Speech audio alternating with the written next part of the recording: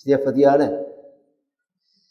பரம கருணாமூர்த்தியான பகவானுடைய வம்சத்தில் வந்த ஹரேஹே அம்ச ஜென்மனஹா அப்படின்னு சொல்லி 5வது தலைமுறை துருவசுவாமி. பகவான் பிரம்மா, ஸ்வயம்புவ மனு, உத்தானபாதர், துருவன். அதனால கீர்த்தையே வம்சம் அப்படின்னு ஆரம்பிக்கிறதேவே இதை நான் கீர்த்தனமா பண்றேன். சரித்திர உபன்யாசம் வேற, கீர்த்தனம் வேற. மெய்மறந்து நிலையில பேசுறேன் அப்படிங்கிறார். அப்பேற்பட்டதான ஒரு சரித்திரம் துருவசுவாமியினுடைய சரித்திரம். 5 வயசுல பகவத் சாட்சா்காரத்தை அடைஞ்ச துருவசுவாமி பகவானை பார்த்து 12 ஸ்லோகம் ஸ்தோத்திரம் பண்றார். சரித்திரம் எல்லாருக்குமே தெரியும். அப்பாமடி ஏற போடான், சித்தி தடுத்தாள். அம்மாட்ட வந்து சொன்னார், நீ பகவானை போய் பிடிச்சிக்கோ, இதை விட உயர்ந்த நிலையை அடையலாம் அப்படின்னு சொன்னார். அதுக்காக வாழ்க்கையில பெரிய ஆளாக காமிக்கணும் ஆகணும் அப்படிங்கிற ஒரு அந்த ராஜசமான சங்கல்பத்தோட தான் வந்தான். ஏன்னா நாரதர்கிட்ட பேசுறதவே அப்படிதான் சொல்றான். நீங்க பண்ற உபதேசங்கள்லாம் ராஜச குணத்தினால, எங்க சித்தி சொன்ன வார்த்தைகளால தொலைக்கப்பட்ட அந்த மனசுல நிற்க மாட்டேங்கிறது. ஓட்டையில எப்படி ஜலம் நிற்காதோ அது மாதிரி நிற்கல. நீங்க சொன்னதெல்லாம் உயர்ந்த வார்த்தை தான், ஆனா என் மனசுல அது நிற்கல. அந்த ரஜோகுணம் தான் என் மனசுல சாதிக்கணும். நான் அவமானப்படுத்தப்பட்டேன், நான் வாழ்க்கையில முன்னேறி காமிப்பேன் அப்படிங்கிற அந்த வேகம்தான் என் கையில இருக்கு அப்படின்னா. இதெல்லாம் நாரதரை பார்த்து பேசுறது போது, பகவானை பார்த்து 12 ஸ்லோகம் பண்ணும்போது ஒரு ஸ்லோகத்திலேயாவது எனக்கு எங்க அப்பா மடி ஏறணும்னு கேட்கல, வேற ஏதாவது வரன் வேணும்னு கேட்கல. நான் ராஜாவாகணும், நான் கோடீஸ்வரன் ஆகணும் அப்படி ஏதாவது கேட்டுட்டு இருக்கணுமோ, அப்படியும் கேட்கல. உன் சரணத்துல அச்சஞ்சலமான நிஷ்கபடமான பக்தி வேணும். அந்த பக்தியை அனுதினம் விருத்தி பண்ணக்கூடிய சத்சங்கம் வேணும். பக்தி மட்டும் இருந்தா போராது. சத்சங்கம் இல்லாத பக்தி ராவணனுக்கு இருந்தது, வீணா தான் போச்சு அவன் வாழ்க்கை.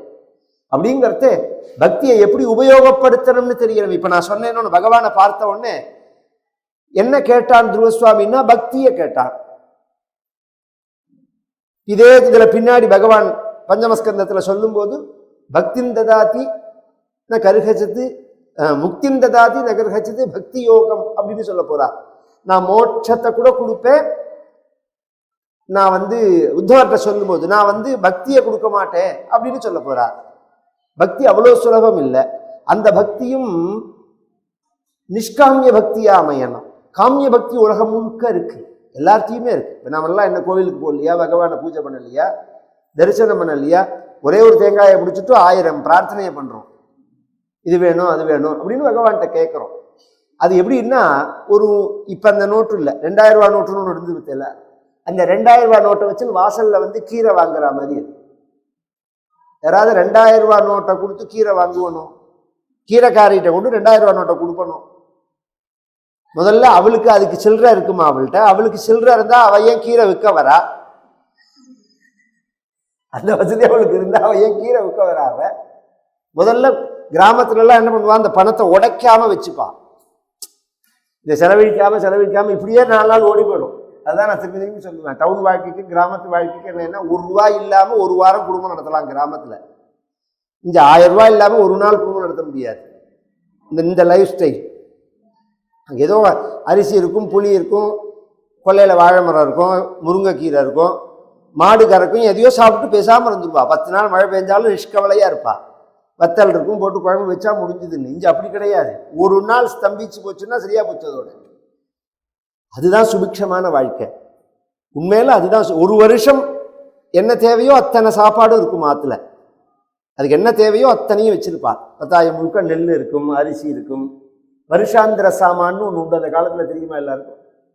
வருஷத்துக்கு என்ன தேவையோ அந்த சாமானை வாங்கி வச்சிருப்பார். சுபிக்ஷமா இருக்கும். இப்ப அந்த 2000 ரூபாயை கொடுத்து கீரை வாங்குற மாதிரி பக்தியை கொண்டு போய் எனக்கு கல்யாணம் ஆகணும், குழந்தை பிறக்கணும்னு பிரார்த்திக்கிற பகவானே பக்திக்கு தன்னை தர தயாரா இருக்கா அப்படிங்கிறதே அல்பமான விஷயம். பின்னாடி துருவசுவாமியே சொல்ல போறார், இந்த இதெல்லாம் கொடுத்தது பகவான் பலீகாரமிவ அதனஹா அப்படின்னு. பெரிய கோடீஸ்வரன் அவன்கிட்ட போய் தவிட்ட கேட்டா மாதிரி என்கிட்ட இதெல்லாம் கொடுத்துட்டு போயிட்டான்னு சொல்ல போறார். இப்ப என்ன விஷயம்னா, துருவசுவாமி ஏன் இதை கேட்கல, பக்தியை ஏன் கேட்டார், அதை விருத்தி பண்ணக்கூடிய சத்சங்கத்தை ஏன் கேட்டார், அப்படின்னா அதுக்கு சமமா உலகத்துல ஏதாவது உண்டான்னா கிடையாது. இத துக்காராம் சரித்திரத்துல நேர வரான் பகவான். துக்காராமும் பகவானும் பேசிக்கிற சமயத்துல ஒரு அபங்கத்துல சொல்றார், ஹெம்சிதான தேகா தேவா துஜா விசரண ஹாவா நலுக்கே முக்தி தன சம்பதா संत संग देखा सदा नलिके मुक्ति धन संपदा संत संग देखा सदा हेमचिदा न देखा देवा तुझा विसरण உன்னை மறக்காத நிலை வேணும், எனக்கு மோட்சம் வேண்டாம்ங்கிறார். நலிக்கே முக்தி இல்ல சௌக்கியமான வாழ்க்கை வேணுமா அப்படின்னால் ந தன சம்பதா, பின்ன என்ன வேணும்? சந்த சங்க தேகா சதா, எப்போதும் சத் சங்கம் தான் எனக்கு வேணும் அப்படிங்கிறத துருவசுவாமி பிரார்த்திக்கிறார். இந்த மனோபாவம் நாரதருடைய சங்கத்தினால வந்தது. நடுப்புல நாரதர் மட்டும் இல்லைன்னா துருவன் கூட ஒரு கால் பகவானை பார்த்திருக்கலாம். ஏன்னா ராவணன் பார்க்கலையா, கும்பகர்ணன் பார்க்கலையா, சூர்பனக பார்க்கலையா, பார்த்திருக்கலாம். என்ன கேட்கணும்னு தெரியாம போயிருக்கு வாழ்க்கையில. அது ரொம்ப முக்கியம். அது துருவசுவாமிக்கு பகவான் பிரத்யக்ஷமாகி அனுகிரகம் பண்ணி தன் கழுத்துல உள்ள மாலையை போட்டு 36,000 வருஷம் ஆயுஷ கொடுத்து பூமண்டலம் ஜலதிமேகல மாகலைய அப்படின்னு இந்த பூமி முழுவதுக்கும் ஒரு ராஜா. கொஞ்சம் யோஜனை பண்ணி பார்க்கணும். இந்த பூமியில ஒரு கண்டத்துல, ஒரு தேசத்துல, ஒரு ஸ்டேட்ல 5 வருஷத்துக்குள்ள எத்தனை குளறுபடி பார்க்கணும், எத்தனை பேர் மாறுறான், எத்தனை ஸ்டேட் கவர்மெண்ட் மாறுறது, எத்தனை சண்டை நடக்கிறது பார்க்கிறோம் நாம. நாய் சண்டை, பேய் சண்டை. இந்த பூமி முழுவதுக்கும் ஒரு ராஜா. துருவசுவாமி, அம்பரீஷன்லாம் அப்படிதான் அவருடைய வாழ்க்கை.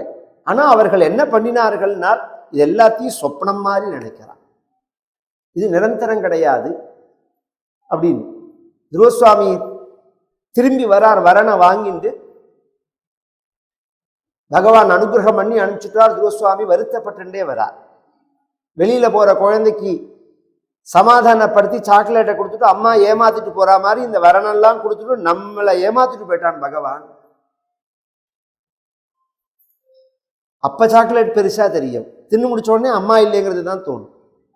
அது மாதிரி பகவானை விட்டு எனக்கு இதெல்லாம் வேண்டாம், நான் உன்னோட வரேன், என்னை வைகுண்டம் மகிழ்ச்சின்னு போகணும் அப்படின்னு கேட்க பிடிக்காம போயிட்டமேனு வருத்தப்படுறார். திரும்பி வர வழியில உத்தான பாதர் விஷயம் தெரிஞ்சு வந்து அவர் கூப்பிட்டு அவரை நமஸ்காரம் பண்ணி, அம்மா சுனீதியை நமஸ்காரம் பண்ணி, ஒரு மூலையில சுருச்சியானவள் சுருச்சியானவள் ஒரு மூலையில இந்த துருவசுவாமியை பார்க்கறதுக்கு வெக்கப்பட்டு நிற்க அவ காலில் போய் நமஸ்காரம் பண்ணினார். சுருச்சிஸ்தம் சமுத்பாட்டிய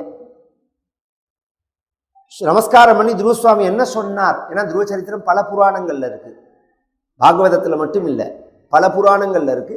துருவசுவாமி என்ன சொன்னார்னா, எல்லாரும் என்ன சொல்லுவாள், இந்த முதல்ல சுருச்சியை பார்க்கவே மாட்டார், நமஸ்காரமே பண்ண மாட்டார், அப்படியே பண்ணாலும் நக்கலா பேசுவார். துருவசுவாமி சத்தியமா சொன்ன, அம்மா உங்களோட கிருபையால தான் நான் பகவானை பார்த்தேன், பகவானை பாருன்னு சொன்னதும் நீங்க தான், நீங்க மட்டும் அன்னைக்கு என்ன அது மாதிரி நடத்தலைன்னா நான் பகவானை பார்த்துருப்பேனாங்கிறது சந்தேகம்தான் என் வாழ்க்கையில. அப்பா மடியில உட்காந்துட்டு அசட்டு குழந்தையா போயிருப்பேன்.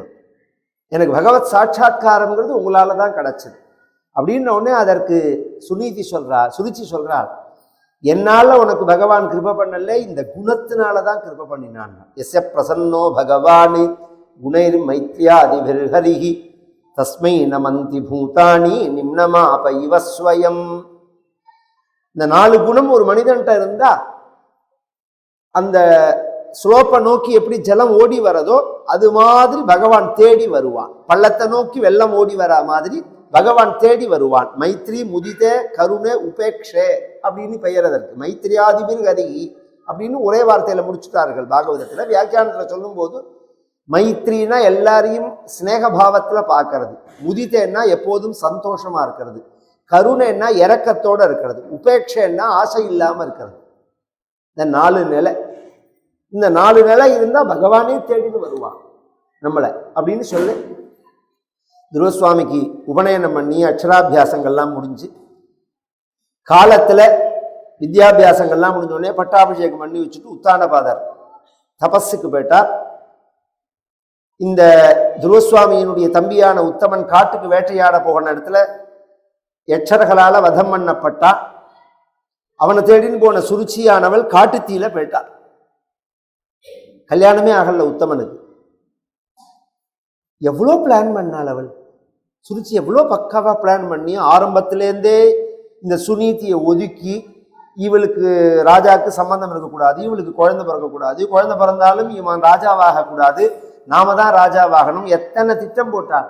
கடைசியில் என்ன ஆச்சு கதையில், தமிழ்நாட்டில் இந்த செட்டிநாடுன்னு ஒரு பகுதி, அங்கே நமஸ்காரம் பண்ணினா நாமெல்லாம் என்ன சொல்லுவோம், தீர்காயுஷ்மான் பவா, க்ஷேமமா இரு, அப்படி தானே சொல்லுவோம். அவள் அப்படி சொல்ல மாட்டான், எண்ணம் போல வாழ்வேம்பா, எண்ணம் போல வாழ், வெள்ளத்தனைய மலர் நீட்டம் மாந்தர்த்தம், சத்தியம் அதுதான், உள்ளத்தனையது உயர்வு குரல். வெள்ளத்தனைய மலர் நீட்டம், ஒரு வெள்ளத்துல அந்த தாமரை இருக்கு பத்தில, அது எவ்வளோ உயரும்னால் அந்த வெள்ளம் எவ்வளோ உயர்றதோ அவ்வளோதான் உயரும். அது மாதிரி வாழ்க்கை எப்படி உயரும்னால் உன் மனசோட அனுசரிச்சுதான் வாழ்க்கையினுடைய உயர்வுங்கிறது. மாந்தர்த்தம் உள்ளத்தனையது உயர்வு அப்படின்னு. துருவசுவாமி தேடிட்டு போய் குபேரனோட சண்டை வந்துட, யட்சர்களோட சண்டை வர, யட்சர்களை நாசம் பண்ண நாராயணாஸ்திரத்தை எடுக்க, சுவாயம்புவ மனு வந்து சமாதானப்படுத்த, குபேரனும் வர, குபேரன் என்ன வரன் வேணும்னு கேட்க, கேட்டது குபேரனா இருந்தாலும் பகவத் சரணத்துல பக்தி வேணும்னு துருவசுவாமி சொல்ல, திரும்பி வந்து 36,000 வருஷம் கல்யாணம் பண்ணிட்டு 36,000 வருஷம் இருந்துட்டு, ஒரு நாளைக்கு 2 மனைவி அவருக்கு, குழந்தைகள், எல்லாத்தையுமே விட்டுட்டு பிரயோ விஷாலாம் அப்படின்னு ஏற்கனவே தபஸ் பண்ணது பிருந்தாவனம், இப்ப போனது பத்ரிநாத்திற்கு பத்தில, அந்த பகுதிக்கு விஷாலான்னு பேர். விஷாலான்னு ஒரு நகரம் அது. அங்க போயிட்டார் தபஸுக்கு. அங்க போக வைகுண்டத்திலேருந்து விமானம் வர யமதர்மராஜன் வந்து நிற்க, யமதர்மராஜனுடைய தலையில காலை வச்சு அந்த விமானத்துல ஏற, விஷ்ணு பார்ஷதர்கள் விமானத்தை கிளம்பலாம், நீங்க நினைச்சா கிளம்பும் அப்படின்னு சொல்ல, எங்க அம்மாவை அழிச்சுக்காம நான் வரலன்னு ஒண்ணு இல்லை, உங்க அம்மாவுக்கு ஏற்கனவே பகவான் விமானம் அனுப்பிச்சு அழிச்சுன்னு போயிட்டான் அப்படின்னு சொல்ல, துருவசுவாமி போய் பகவானை தரிசனம் பண்ணிட்டு துருவ மண்டலத்துல இருந்தார். இப்படி நார்த் சைடுல பார்த்தோம்னா அருந்ததி துருவ நட்சத்திரம்னு இருக்கும், அங்கதான் சப்தரிஷி மண்டலம், பிரம்மலோகம், அது தாண்டி பிரம்மலோகம், அதுக்கு மேல வைகுண்டம் அப்படிங்கிறது. இவருக்கு மேல் அப்படிங்கிறது பிரம்மாதான். அதுக்கு உள்ளவா எல்லாருமே பொதுவா ஆதிகாரிய புருஷர்கள். இந்த உலகத்துல யாரெல்லாம் தெய்வங்கள்னு சொல்றோமோ, தெய்வங்கள்லாம் யஜ்ஞ ரீதியா பரமேஸ்வரனையும் மகாவிஷ்ணுவையும் விட்டுடுங்க, அம்பாள் முருகன் கணபதி அப்படிங்கிற அந்த அம்சத்தை விட்டுடுங்க. அப்புறம் நாம யாரெல்லாம் சொல்றோமோ அத்தனை பேருமே பிரம்மாவுக்கு கீழே தான். இந்திரனோ யமனோ அக்னியோ வருணனோ சாஸ்திரங்கள்ல பிரம்மாவுக்கு கீழே தான். இந்த சப்தரிஷிகள் அதுக்கு அடுத்த ஸ்தானம், அதுக்கு அப்புறம்தான் தேவதைகளே. அந்த சப்தரிஷிகளுக்கும் பிரம்மாவுக்கும் மத்தியஸ்தானத்துல நிற்கிறார் இந்த துருவசுவாமி இருக்கார். துருவசுவாமி இதை வந்து துருவ மண்டலமாக நட்சத்திரமாக பிரகாசிக்கிறார். இந்த துருவ சரித்திரத்தை கேட்டாலோ, துருவசுவாமியை நினைச்சாலோ, துருவனை தரிசனம் பண்ணினாலோ அவர்களுக்கு என்ன பலன் அப்படிங்கிறத பாகவதத்துக்கு முன்னாடி வேதமே சொல்றது. நாத்வனி பிரமீயதே நாக்னௌ பிரமீயதே நாத்சு பிரமீயதே நபத்ய பிரமீயதே லக்வான்னோ பவதி த்ருவஸ்த்வமசி த்ருவஸ்யக்ஷிதமசி த்வம் பூதாநாமதிபதிரசி த்வம் பூதாநாதிஸ்ரே த்வாம் பூதான்யுபபர்யாவர்த்தந்தே நமஸ்தே நமோ சர்வந்தே நமோ நமः சிசுகுமாராய நமः. சிம்சுமாரஸ்தானம்னு பேர் அதுக்கு. துருவசுவாமி இருக்கிற இடத்துக்கு சிம்சுமாரஸ்தானம் அப்படின்னு பேர், சிசுகுமாரன்னு பேர் துருவசுவாமிக்கு. அந்த துருவசுவாமியை தரிசனம் பண்ணினா, சரித்திரத்தை கேட்டா, நாத்வனி பிரமீயத்தே, ஆந்தி வேலை உயிர் போகாது. டிராவல் பண்ணிட்டே இருக்கிறதே ஆக்சிடென்ட்ல போட்டான்னு சொன்ன அப்படி போக மாட்டாள். நாக்னௌ பிரமீயத்தே, நெருப்புல உயிர் போகாது. நாத்சு பிரமீயத்தே, ஜலத்துல உயிர், என்ன அர்த்தம்? அபமிருத்யு இருக்காது. காலமிருத்யு வேற, அபமிருத்யு வேற. கண்டம்ங்கிறது வேற.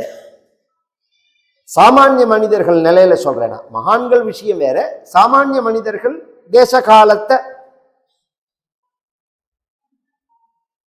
அனுசரிச்சுதான் ஜீவ வியோகம் நடக்கும். எதிர்பார்ப்பால், உபேட்சிப்பால்.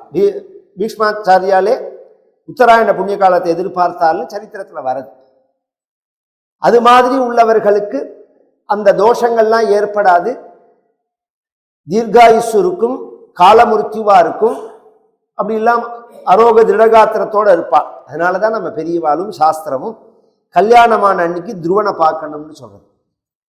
துருவ நட்சத்திரத்தை பார்க்கணும்னு சொல்றதோ. இந்த பையன் துருவனை பார்க்கணும், பெண்ணு அருந்ததியை பார்க்கணும். அருந்ததின்னு இருக்கும் பக்கத்துல ஒரு நட்சத்திரம், சப்தரிஷிகள் மண்டலத்தோட. ஏன் அருந்ததியை பார்க்கணும்? துருவனுக்கு பத்னி இல்லையா, இல்ல அருந்ததிக்கு பர்த்தா இல்லையா? இது வேற அது வேற. இந்த பையன் துருவன் மாதிரி தீர்காயுசோட இருக்கணும், அருந்ததி மாதிரி அவள் இருக்கணுங்கிறதுக்காக. பதிவிரதைகள்ல சிரோன்மணி அருந்ததி. அக்னி பகவானுடைய பத்னியான சுவாகாவானவள் சப்தரிஷிகளுடைய பத்னி வேஷத்தை எடுத்துன்னு அக்னி பகவானோட சம்யோகம் பண்ணினால்னு புராணத்துல ஒரு சரித்திரம், ஒரு காரணத்துக்காக. அப்ப 6 பேருடைய வேஷத்தை போட்டுண்ட போதுதான் 6 தேஜஸ் வர அதை கொண்டு போய் ஹிமாச்சல பிரதேசத்துல வச்சு பின்னாடி அந்த தேஜஸ் தான் முருகனாக வந்ததுன்னு ஒரு சரித்திரம். அதனாலதான் அக்னி பூஹுன்னு பேரு பகவானுக்கு. அக்னியோட வடிவம் தான் முருகன் அப்படிங்கிறதுனால. விஷயம் பெரிய விஷயம். நமக்கு சண்மத ஸ்தாபனம் தானே ஆச்சாரியால் பண்ணினால். நாம பஞ்சாயத்தின பூஜை தானே பண்றோம், முருகனை ஏன் பூஜை பண்ணல? ஆச்சாரியால் காண்பிச்சது சண்மதம் தானே. ஆனா நம்ம வீட்டுல பூஜை பண்றதே பஞ்சாயதனம்னு 5 தெய்வங்களை தானே பூஜை பண்றோம். சிவபெருமான் பானம், விஷ்ணு சாலக்கிராமம், அம்பாள் சொர்ணமுகிங்கிற நதியிலேருந்து கிடைக்கும், ஈயம் மாதிரி இருக்கும். கணபதி சோனாங்கிற நதியிலேருந்து கிடைக்கும். சூரியன் ஸ்பட்டிகம். முருகனை ஏன் பூஜை பண்ணல அப்படின்னா அதுக்கு பரமாச்சாரியால் சொல்றார், நித்தியப்படி சமிதாதானம் ஔபாசனம் அக்னிஹோத்திரமே முருகனோட பூஜை தான். நீங்க தனி பிராமணனுக்கு பிராமணனோட பிரதான தெய்வமே அக்னி தானே. நீங்க அக்னி பகவானையே வழிபடுறதுனால அதுக்கு தனியா பூஜைன்னு வைக்காம இதுக்கெல்லாம் வச்சுது. பரமாச்சாரியாலோட ஒரு விளக்கம் அது. உண்மை அதுதான். அதனாலதான் சுப்பிரமணியன்னு பேரு பகவானுக்கு. சுப்பிரமணியன்னு சொல்றோமோ. படிப்பு வேணும்னா சரஸ்வதியை பூஜை பண்றோம், பணம் வேணும்னா லட்சுமியை பூஜை பண்றோம், புத்தி வேணும்னா மேதா தட்சிணாமூர்த்தியை பூஜை பண்ணலாம். நான் பிராமணனா இருக்கணும்னா யார பூஜை பண்றது? சுப்பிரமணியத்தை தான் பூஜை பண்ணணும் அப்படின்னு. அதான் ரொம்ப அதுல அக்னிதான் சுப்பிரமணியம்ங்கிறதுக்கு இன்னொரு விளக்கம் சொல்றேன். ஸ்காந்தத்துல பகவானுடைய வாகனமாக ஆடதான் சொல்றது, மயில் சேவல் கிடையாது. மயில் சேவல்லாம் பின்னாடி. இதை தண்டபாணின்னு இருந்தாருங்க நம்ம ஆஸ்திக சமாஜத்துல பூஜை பண்ணுறது இருக்காருன்னு நினைக்கிறேன். இருக்காரு. நான் ஒரு 10 வருஷம் முன்னாடி ஸ்காந்தம் சொல்லும் போது பிரமிச்சு போயிட்டார். இது நான் படிச்ச போது உள்ளது அண்ணாது. பாமர ஜனங்களுக்கு சொன்னா தெரியல. மயில் வாகனம், சேவல் வாகனம் அப்படின்னு நினைச்சிட்டு இருக்காங்க. அக்னி தான் வாகனம். அக்னி பகவான் தான் சுப்பிரமணியம். ஆடுதான் வாகனம். ஆடுதான் முருகனோட வாகனம். ஒரிஜினல் வாகனம்ங்கிறது ஆடுதான். இப்படிலாம் இருக்கு புராணங்கள்ல. அந்த 6 பேர் வேஷத்தை போட்டுண்ட சுவாகாதேவிக்கு 7ஆவதான அருந்ததியோட வேஷத்தை கூட போட முடியல. அப்படிங்கிறதுனால மகாபதிவிரத்தைன்னு அருந்ததியை சொல்றது.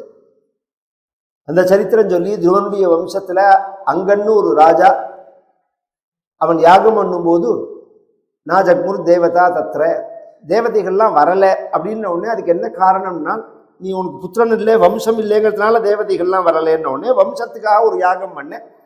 வேணன்னு ஒரு குழந்தை பிறக்க, அது தன்னுடைய அம்மாவோட அப்பாவான தாத்தாவாத்துல வளரும் போது ஹிம்சை படிய யமதர்மராஜன் அவன். அதனால அவன் ஹிம்சையா விளையாட்டா பண்ண. அங்கன் எவ்வளோ தடுத்து பார்த்தும் இந்த வேணன் திருந்தல்ல. எல்லாரையும் விளையாடுற குழந்தைகள்லாம் இழுத்து இழுத்து கொல்றது, அடிக்கிறது, ஹிம்சப்படுறதெல்லாம் பார்த்துட்டு அவனே விட்டுட்டு போயிட்டான் ஒரு கட்டத்தில். அப்புறம் இந்த வேணனே ராஜாவானான். அவனும் ரிஷிகளுடைய சாபத்தினால சரீரத்தை விட்டான். அவனுடைய உடம்புலேருந்து ரிஷிகள் பகவானுடைய ஒரு அம்சத்தை தயார் பண்றார்கள். பிருத்துன்னு பேர். அர்ச்சிஸ்ன்னு பேரு, இன்னொரு பெண் வடிவத்தையும் அந்த பிருத்துவானவர் இந்த பிருத்திவி முழுவதும்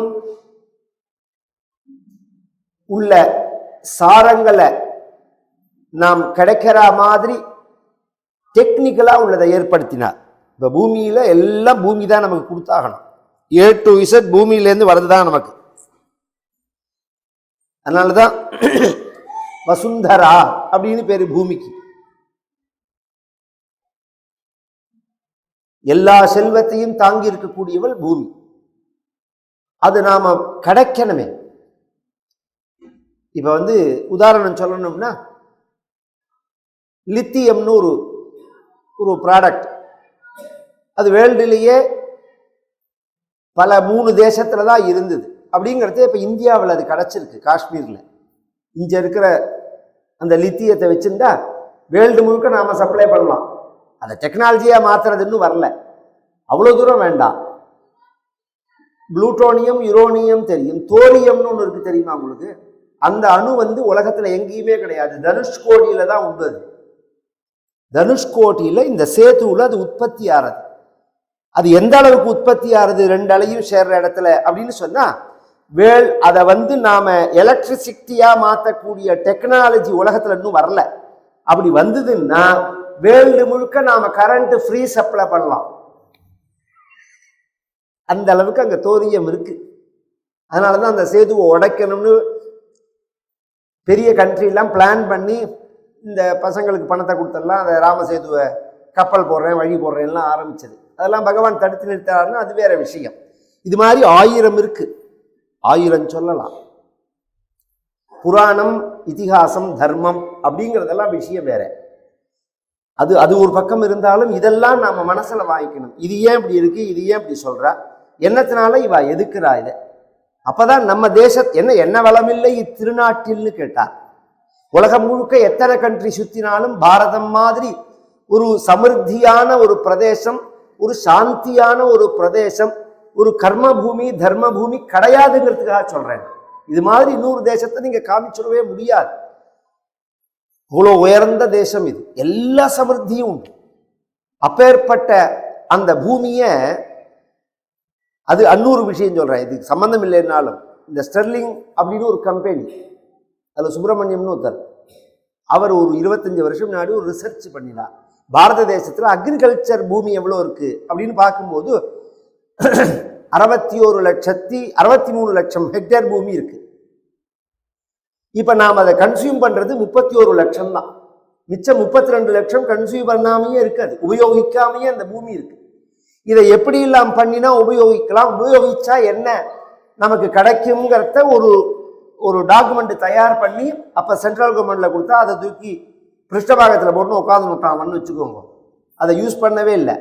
எங்கிட்ட சொன்னார் அவர், அந்த 63 லட்சம் ஹெக்டேரை நாம விவசாயத்தை பண்ணினோம்னா உலகம் முழுக்க ஃப்ரீ சாப்பாடு போடலாம்னாரு.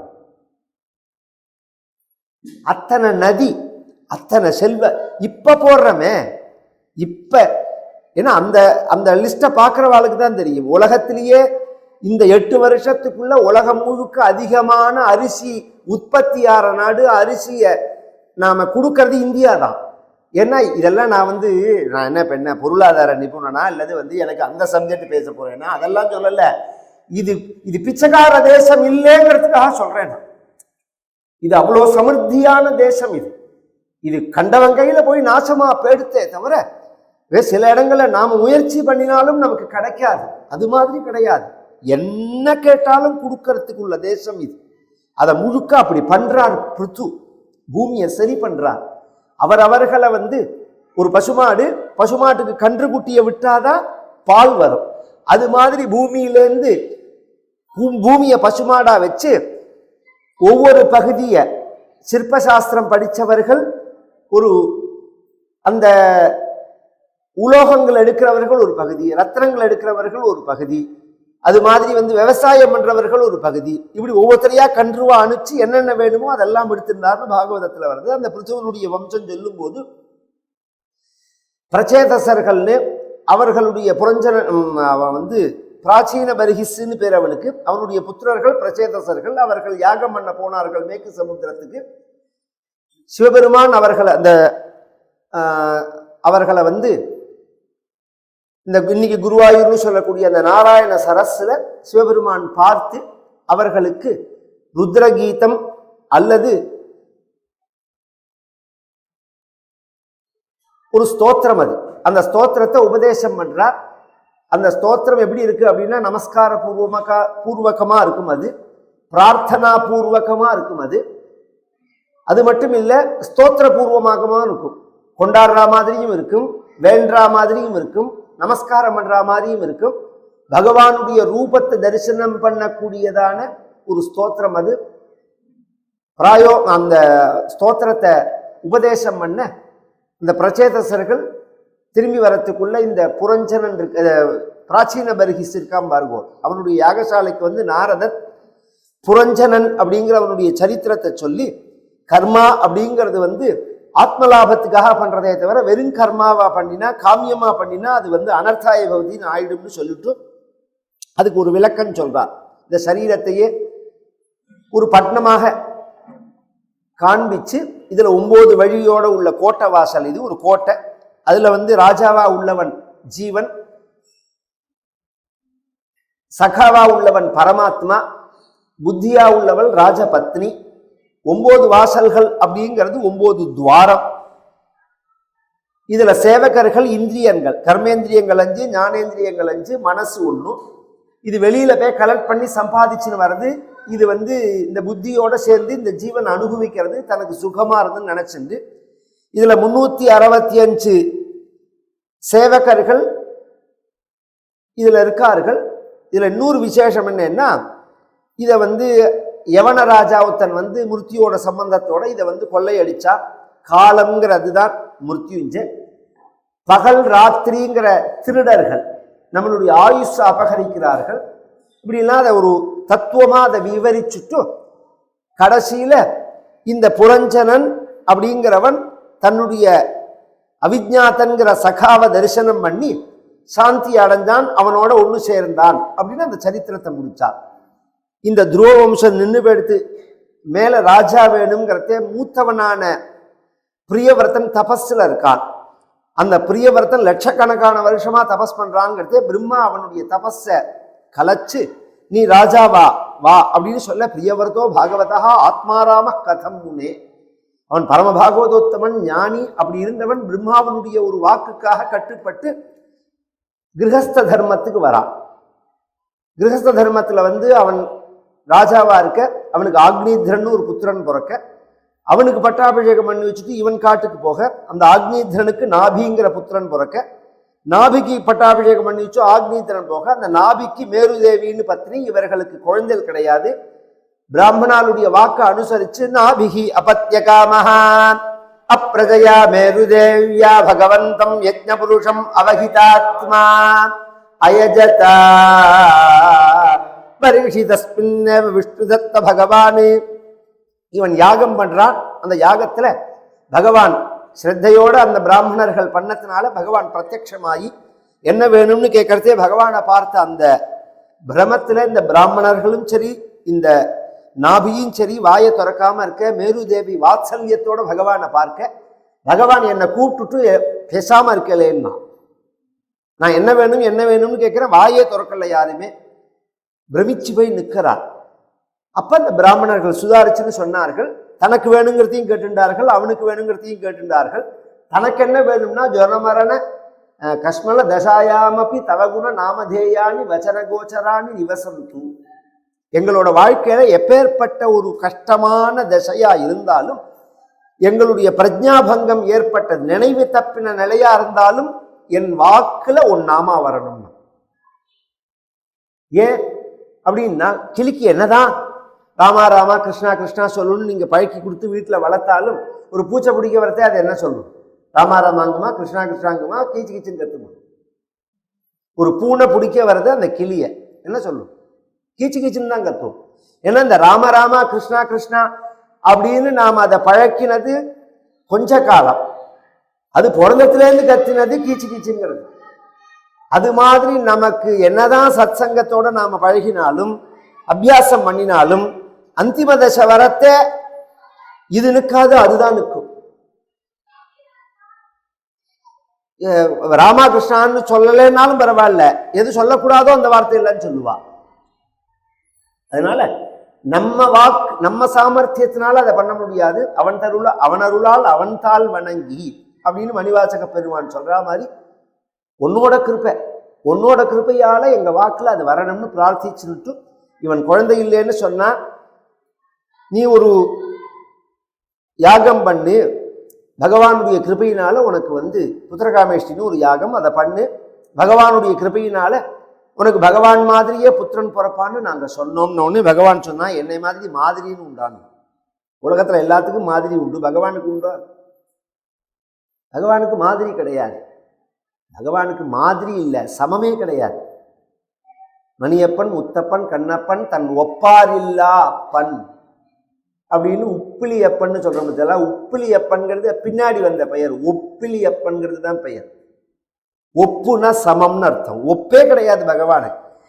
ஸ்ரீ சுகர் சொல்றதையா நிரஸ்த சாமியாதிசயேன ராதசா அப்படிங்கிறார் அவர் ஸ்தோத்திரத்துல. சுதாமணி பிரம்மணி ரம்சியத்தே நமஹா அப்படின்னு சுகஸ்தவராஜத்துல சொல்றார். தனக்கு சமமே கிடையாது, பகவானுக்கு சமமே கிடையாது. தனக்கு உவமை இல்லாதான் தாழ்சே எத்தனை பேர். அதனால்தான் தமிழ்ல அப்படியே தமிழை தூக்கி வச்சுக்கிறோம். நம்ம தமிழ்ல இல்லாத விஷயமே கிடையாது. தமிழோட ஜன்ய பாஷை தான் ஆந்திரா, கன்னடா, மலையாளம்லாம். தாய் பாஷை தமிழ் தான். அந்த தமிழ்ல இல்லாத விஷயமே கிடையாது. தனக்கு உவமை இல்லாதான் தாழ் சேர்ந்தார்க்கு அல்லால் மனக்கவலை மாற்றல் அறிது. உவமைனா சமமே கிடையாது பகவான். அப்பன்னா என்ன மாதிரின்னு சொல்றதுக்கு? நீங்க ஆனா சொன்னதோ பிராமணோசிய முகமாசியத்தின்னு என் வாக்குக்கு சமானமா இருக்கக்கூடிய பிராமணர்கள் சொன்னா அது நான் சொன்ன மாதிரி, அது பொய்யாக கூடாது. ஏன்னா என் முகத்துல இருக்கிறவர்கள் நீங்க. அதனால நானே புத்திரையா பிறக்கிறேன் அப்படின்னு சொல்லி பகவான் என்ன பண்றான்? பரிகிஷி தஸ்மின்னேவ விஷ்ணுதத்த பகவானே பரமபுருஷா பிரசாதிதோ நாபேஹே பிரிய ஜிகீர்ஷயா ததவரோதாயனே மேருதேவ்யாம் தர்மான் தர்சயிது காமஹ வாதரசனானாம் ஸ்ரவணானாம் ரிஷீனா ஊர்த்வமந்தினாம் சுக்லயா தனுவா அவததாரா. பகவானே பிறக்கிறா ரிஷபதேவர்ங்கிற பெயர்ல. எதற்காக பகவான் பிறந்தான் அப்படின்னா, தர்மான் தரிசயிது காமஹா, ஒரு தர்மத்தை காமிக்கணும். எந்த தர்மத்தை காமிக்கணும்? வாதரசனானாம் ஸ்ரவணானாம் ஊர்த்வமந்தினாம், ஊர்த்வரேதஸ்விகளான ஞானிகளுடைய தர்மத்தை காண்பிக்கணும் அப்படிங்கிறதுக்காக. ஒரு கிரகஸ்த தர்மம் இருக்கு, பிரம்மச்சாரி தர்மம் இருக்கு, வானப்பிரஸ்த தர்மம் இருக்கு. ஒரு கால் சந்நியாசமே ஞானம் சந்நியாசத்தை அடையிறது ஒரு நிலை, ஞான சம்பாதனத்துக்காக சந்நியாசத்தை அடையிறது அப்படிங்கிறது ஒரு நிலையா சாஸ்திரம் பிரிக்கிறது. அந்த சந்நியாசத்தை அடையறதுக்காக, இந்த ஞானத்தை அடையறதுக்காக சந்நியாசம் வாங்கிட்டா அதுக்கு சம்ஸ்காரங்கள்லாம் இருக்கு. இப்படிதான் இருக்கணும், தண்டத்தோட இருக்கணும், கமண்டலோட இருக்கணும், இன்ன ஜபம் பண்ணணும், மேலெல்லாம் வரப்போறது. அது பரத சரித்திரத்திலேயே. ஞானம் வந்தவாளுக்கு அப்படி கிடையாது. சுகாச்சாரியாளுக்கோ சதாசிவ பிரம்மேந்திராளுக்கோ ஜட்ஜு சுவாமிகள்னு உண்டு நம்ம தமிழ்நாட்டில். அவர்கள்லாம் எப்படி இருப்பார்கள்னா யதாஜாதர்கள்னு பேரு, பிறந்த மேனிக்கு இருப்பார்கள். அவர்களுக்கெல்லாம் ஸ்வீகார சந்நியாசம் கிடையாது, ஆசிரமம் கிடையாது. அதனாலதான் ரமண பகவான் சொல்லுவார், சன்னியாசம் என்ன கத்திரிக்காயா கொத்தரங்காயா கொடுக்கறது வாங்கிக்கிறது. அவர் நிலையில அது கரெக்ட். ஆனா நமக்கு சாஸ்திரங்கள்ல ஞான சம்பாதனத்துக்காக அந்த ஆசிரமத்தை விதிச்சிருக்கு, துரியம்னு. இது ஞானிகளுடைய நிலையை காண்பிக்கிறது. ஒருத்தர் ரோட்ல நடந்து போறாருன்னா அந்த கால் அடைவைப்பை வச்சிருந்து இது மனிதன் நடந்து போன பாதை, கால் பாதையை அடி வைப்பை பார்த்தா இது யானை நடந்து போயிரு. காட்டுல எல்லாம் அப்படிதான் பாப்பா. சாணி பாதம் இந்த ரெண்டை வச்சுதான் மிருகத்தினுடைய சஞ்சாரத்தை தீர்மானம் பண்றது. அதுல மிருகத்தினுடைய அடிவைப்பு ரொம்ப முக்கியம். இது புலியோட அடிவைப்பு, இது மானோட அடிவைப்பு, இது யானையோட கால் பாதத்தினுடைய அடையாளம் அப்படின்னு சொல்லிவிடலாம். ஜலத்துல போற மீனுக்கு பாதையை காமிக்க முடியுமா நீங்க? ஆகாசத்துல பறக்கிற பறவைக்கு பாதையை காமிக்க முடியுமா? ராகினோ யோகினோ போகினச்சேதரே ஞானினாம் லட்சத்தே ந ஏகரூபா ஸ்திதிஹி அப்படின்னு ஒரு மாதிரி இருக்க மாட்டார்கள். சில ஞானிகளை பார்த்தா அப்படியே ஜக ஜக ஜகன் இருப்பார்கள். சில ஞானிகளை பார்த்தா ராகினோ யோகினோ போகினஹா, யோகீஸ்வரர் சித்த புருஷரா இருப்பாள். சில பேரை பார்த்தேன்னா ரொம்ப போகிகளா இருப்பாள். இதை வச்சுன்னு வெளி வேஷத்தை வச்சிருந்து அவர்களை நாம தீர்மானம் பண்ணக்கூடாது. இருந்தாலும் ஞானிகளுடைய ஒரு நிலை என்ன, தர்மம் என்ன அப்படிங்கிறத ஏகதேசம் காமிக்கிறதுக்காக வந்த அவதாரம் இது. யோகேஸ்வரனான பகவானுக்கு ரிஷபன்னு பெயர், ரிஷபாவதாரம்னு பேரு. ரிஷபன்னாலே ரிஷ ஞானே பா தீப்தௌ அப்படின்னு தாத்து, அது ஞானின்னு அர்த்தம், சிரேஷ்டன் அர்த்தம். ரிஷபன் அப்படின்னாலே பகவானுக்கு 7 வயசா இருக்கும் போது யோக மகிமையினால மழையை பெய்ய வைக்க, காலத்துல மழை பெய்யல, ஜனங்கள்லாம் தர்மத்தை செய்யறாள். தர்மத்தை செஞ்சு மழை பெய்யலன்னா அப்ப இந்திரனோட ஒரு மிஸ்டேக். அது இந்திரனை அபேட்சிக்காம எதிர்பார்க்காம தன் யோக சக்தியினால இவரே மழையை வர வச்சார். இந்திரன் பிரமிச்சு போயிட்டான். இந்திரனுக்கு பெருமையே மழையினாலதான். அவனையே எதிர்பார்க்காம இவரே மழையை பெய்ய வச்சார்ன உடனே இவரை விட பெரிய ஆளா இருக்கான். இது மாதிரி ஒரு புள்ள இந்திரனுக்கு கிடையாது. ஒரே ஒரு புள்ளதான், அதுவும் அயோக்கியனவன், ஜெயந்தன்னு பேரு. ராமாவதாரத்துல கெட்ட பேரை வாங்கிக்கிறான். அதனால இவர் என்ன பண்றார் இந்திரன், இப்ப இதெல்லாம் ரொம்ப அழகான விஷயங்கள். ஏன்னா புராணம் ரொம்ப பெருசணும்.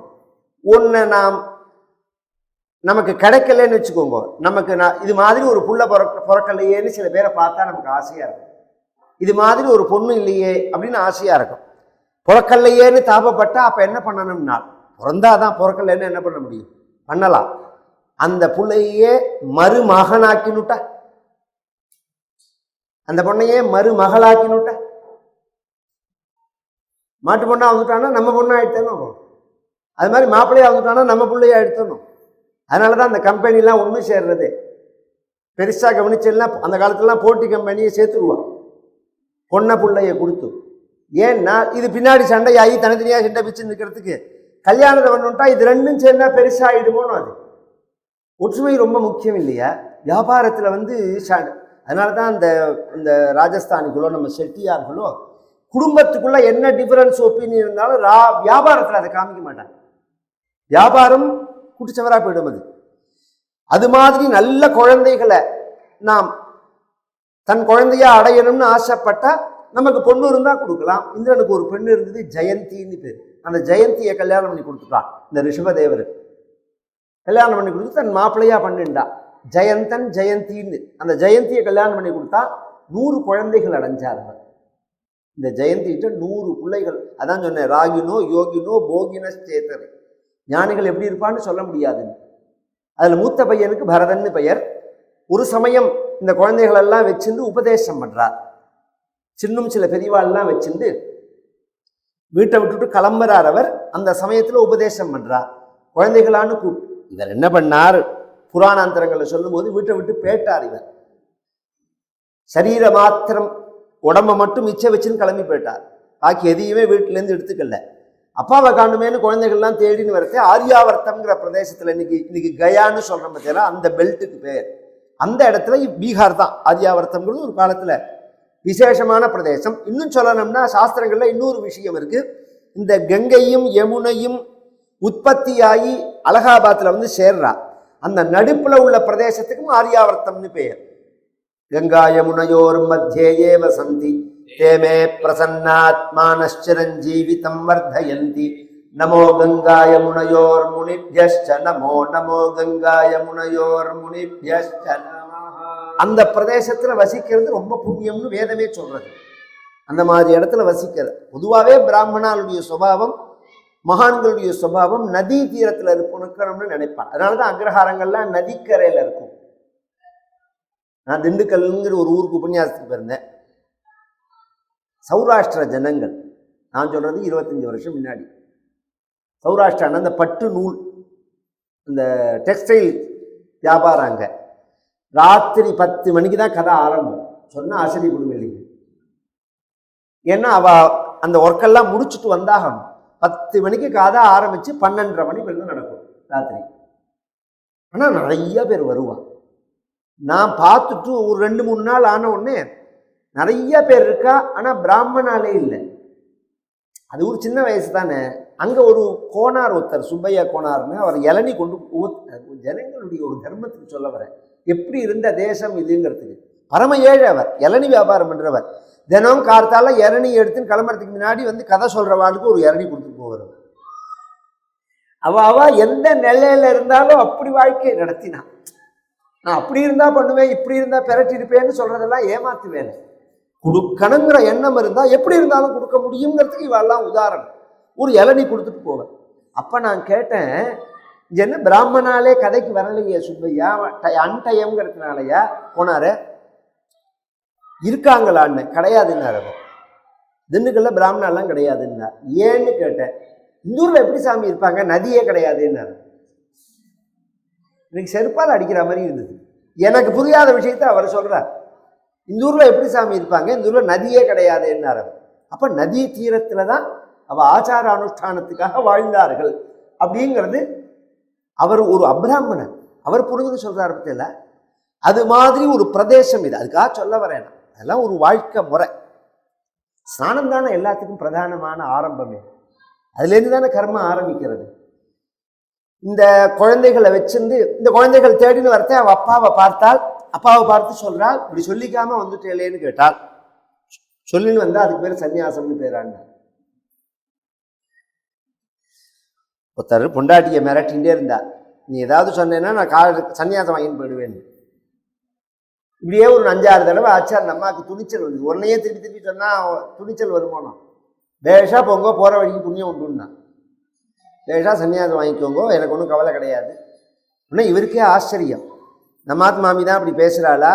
இதுக்கு முன்னாடிலாம் என்ன சொல்லுவோம், அப்படிலாம் பண்ணாதீங்க, நான் இன்னும் ஒழுங்காக இருக்கேன், தப்பெல்லாம் பண்ண மாட்டேன் அப்படிலாம் சொன்ன மாமி இன்னைக்கு பேஷா போங்க மொட்டை அடிச்சுன்னு சொல்கிறாளேன்னு சொல்லிவிட்டு கோபத்தோட போய் பஞ்சாங்கத்தை எடுத்தார். அந்த மாமி வந்து பஞ்சாங்கத்தை பிடுங்கினாள். இப்போ என்னதுக்கு என்ன சன்னியாசம் வாங்கிக்க வேண்டாம்னு சொல்கிறேன்னா, நான் எங்கே அப்படி சொன்னேன்னா, இதோ பஞ்சாங்கத்தை பிடுங்குறியேன்னா, எதுக்கு பஞ்சாங்கம்னு கேட்டார். நாள் பார்க்கறதுக்குன்னா. அதுக்கு அவள், மாமா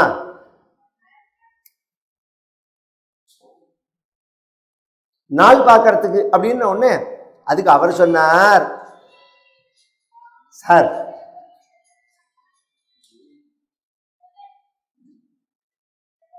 வயசான வாழ் மேல குறையும் சொல்ல முடியல, ஏதோ பேசுற நிர்பந்தத்துக்காக செல்லி வச்சிருக்காரு தவிர அதை எப்படி ஆப்ரேட் பண்ணணும்னே பாதி பேருக்கு தெரியாது.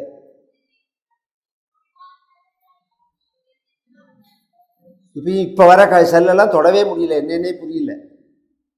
இவர் என்ன பண்ணார், என்னை ஏன் சன்னியாசம் வாங்கிக்க வேண்டாம்னு சொல்ற? நான் அப்படி சொல்லலையே, பஞ்சாங்கத்தை பிடுங்கினியே, எதுக்கு பஞ்சாங்கம்? நாள் பார்க்குறேன். அவ கேட்டா, பூனை போட்டுக்கணும்னா நாள் பார்க்கணும், கல்யாணம் பண்ணிக்கணும்னா நாள் பார்க்கணும், மொட்டை அடிக்கிறதுக்கு என்ன 4 நாள்? ததே வழக்கணும் சுதினம் ததேவா, இப்பயே கிளம்ப வேண்டியதான். வீட்டை விட்டு வெளியில போறதுக்கு என்ன நாள்? அது மாதிரி சொல்லிட்டு போக முடியுமா? எங்களுக்கு ஒன்றும் உபதேசம் பண்ணலையேப்பா அப்படின்னு குழந்தைகள் கேட்டா. அதுக்கு அவர் சொன்னார், நீங்க தூங்கினா நான் பொறுப்பான்னு. நாமெல்லாம் தெரிஞ்சுக்க வேண்டிய விஷயம், பெரியவா இருக்கிறதே என்னென்ன உண்டோ அத்தனையும் கேட்டு எழுதி வச்சுக்கணும். சுமங்கலி பிரார்த்தனை எப்படி பண்ணணும், நம்மளாத்துல தீபம்னா என்ன, சம்பிரதாயம் என்ன, எத்தனை பேருக்கு முதல் மொட்டை எங்கே போடணும்னு தெரியாது, என்ன பண்ணணும், ஒரு பூனல்ல கல்யாணம்னா என்ன பண்ணணும்னு தெரியாது, ஒரு சமாராதனைன்னா என்னென்ன மாத்திர சமையல்னு தெரியாது, ஸ்ரார்த்தம்னா என்ன சம்பிரதாயம்னு கிடையாது. அந்த எல்லாம் அன்னபூர்ணே சதாபூர்ணேன்னு ஒரு சமயக்காரி மாமி வரா பாருங்க, அவ சொல்றது தான் சம்பிரதாயம், அவ சொல்றது தான் சாஸ்திரம். ஏன்னா நமக்கு தெரியலங்கிறத அவ யூஸ் பண்ணிக்கிறான். அண்ணா நீங்க பேசாம இருக்கும், நான் எல்லாத்தையும் பார்த்துக்கிறீங்களா? அந்த மாமி பண்றது தான். அந்த மாமி சவுத்தார்காடா இருந்தா அந்த சமையல், திருநெல்வேலியா இருந்தா அந்த சமையல், கேரளாவா இருந்தா அந்த சமையல். அதுக்கு மேல நம்ம சில ஆத்துல தேங்காய் உபயோகப்படுத்துவா, சில ஆத்துல தேங்காய் எண்ணெய் தான் உபயோகப்படுத்துவா, இரும்பு வந்து சில ஆத்துல உபயோகப்படுத்துவா, சில ஆத்துல இரும்பு இல்பச்சட்டி உபயோகப்படுத்த மாட்டா. கோதுமை, எள்ளு, நெய், பசும்பால், இது 3ம் அவசியம் சிரார்த்தத்துல. கோதுமையும் இருக்கணும், எள்ளும் இருக்கணும், பசும்பாலும் இருக்கணும். எதுக்காக அப்படின்னா, கோதுமாத் வத்சரத்ரயம் அப்படின்னு கோதுமை உபயோகப்படுத்தினோம்னா பிதர்களுக்கு 3 வருஷம் பசி இருக்காது. கோதுமையை உபயோகப்படுத்தி நாம் பண்ணோம்னா, எப்படி உபயோகப்படுத்துறதுனால், கோதுமைக்கு சில தோஷங்கள் உண்டு சாஸ்திர ரீதியா.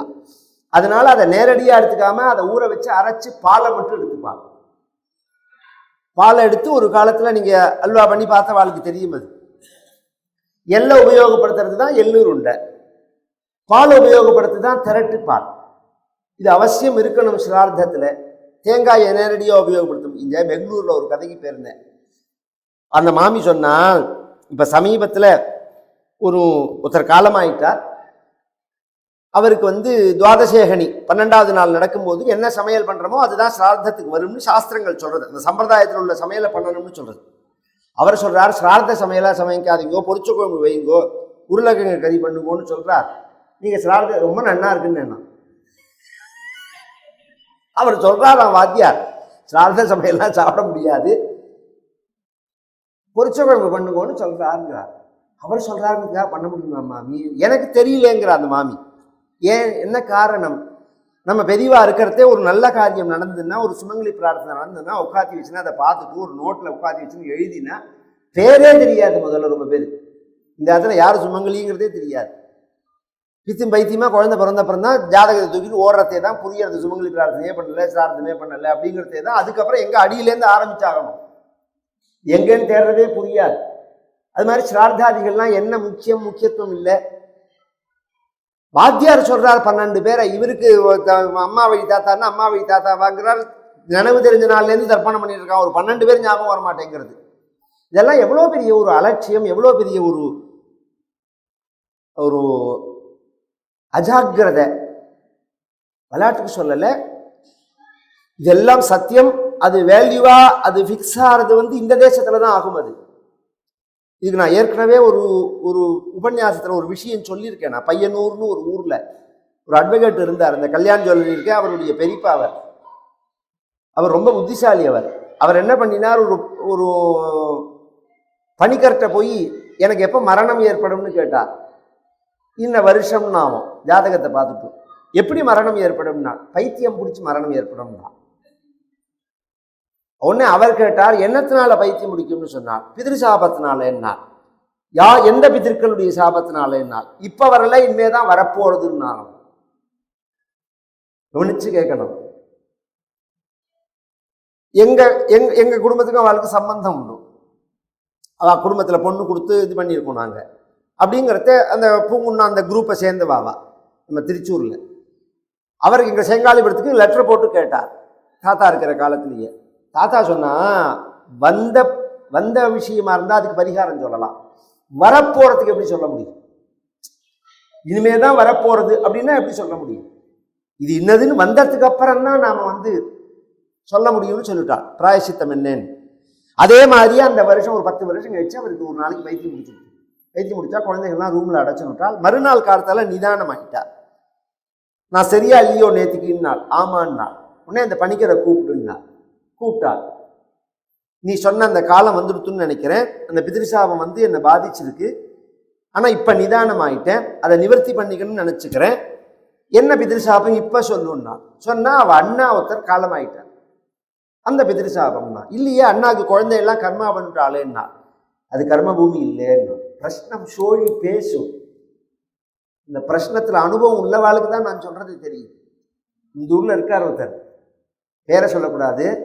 அவரோட அப்பா இதே பையனூர்ல தான் ஒரு ஜோசியர்கிட்ட பணிக்கர்கிட்ட பரீட்சை பண்றதுக்காக தனக்கு ஒரு தங்க, அந்த தங்க மரிச்சு போயிட்டால், அப்புறம் ஒரு தம்பி.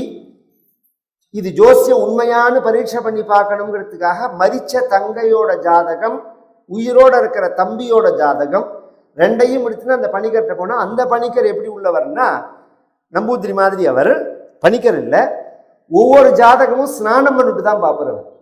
ஒரு ஜாதகம் பார்த்த உடனே பக்கத்துல ஒரு புழை இருக்கும், அதுல ஸ்நானம் பண்ணிடுவர். திருப்பி ஏந்துன்னு வந்துதான் அடுத்த ஜாதகத்தையே பார்ப்பார். அப்படி ஒரு ஆச்சாரம். இவர் என்ன பண்ணிவிட்டார், அவர்கிட்ட போய் இந்த மரிச்ச ஜாதகத்தை கொடுத்தார். மரிச்ச தங்கையோட ஜாதகத்தை கொடுத்தார்.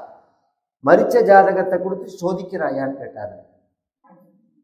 இல்லை, எனக்கு ஜோசியம் உண்மையான எனக்கு எப்படி தெரியும், அதனால அப்படி கொடுத்தேன், அதை கொடுத்துருங்கோ, இதை வச்சுக்கோங்க அப்படின்னு அடுத்த தம்பியோட ஜாதகத்தை கொடுத்தார். அவர் சொன்னா, மரிச்ச ஜாதகத்துக்கு பின்னே கொடுத்த ஜாதகமும் மரிச்ச ஜாதகம்னாரு. அப்ப அவன் பிகாம் படிச்சிருந்தான் அந்த பையன், அவர் தம்பி.